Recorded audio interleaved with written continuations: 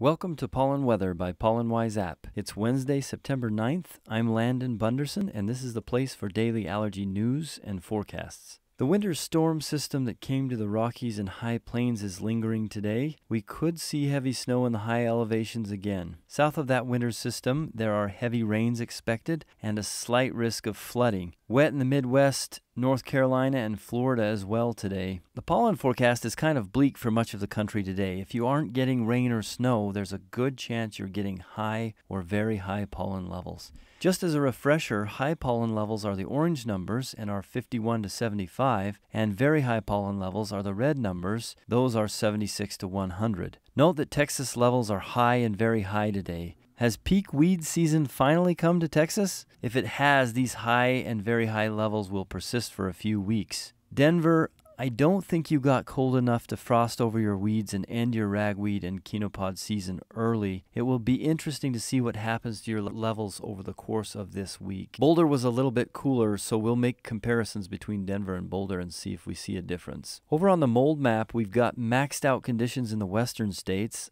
Utah and Idaho, your early morning gusty conditions may have something to do with this. I think by midday things will begin to moderate over there. I'm not sure about the cause of the high and very high mold on the west coast, but there seems to be something going on across the entire region. Maybe it's connected to the fires and the fire crews out digging fire lines and disturbing the soil. Air quality is poor on the west coast as the fires just keep piling on the problems. Some air quality deterioration in the eastern states over the last 24 hours as well.